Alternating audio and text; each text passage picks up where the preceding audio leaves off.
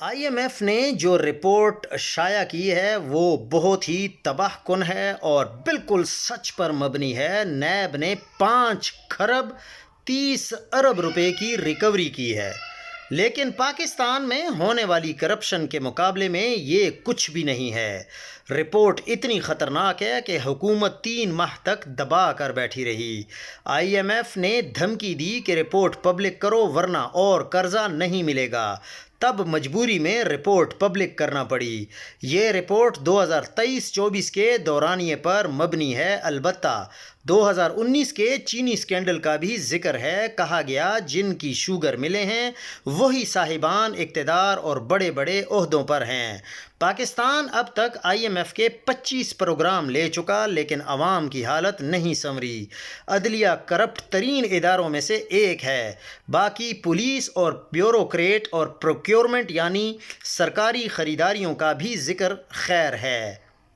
یہ رپورٹ صرف وفاق اور وفاقی اداروں سے متعلق ہے، لیکن فوج سے متعلق اس رپورٹ میں کوئی تحقیق شامل نہیں ہے، یعنی آئی ایم ایف کو شجرہ ممنوعہ تک جانے کی اجازت ہی نہیں تھی، اور نہ ہی صوبائی حکومتوں کی کرپشن کا ذکر ہے، یعنی یہ گانچھا صرف وفاق نے مارا۔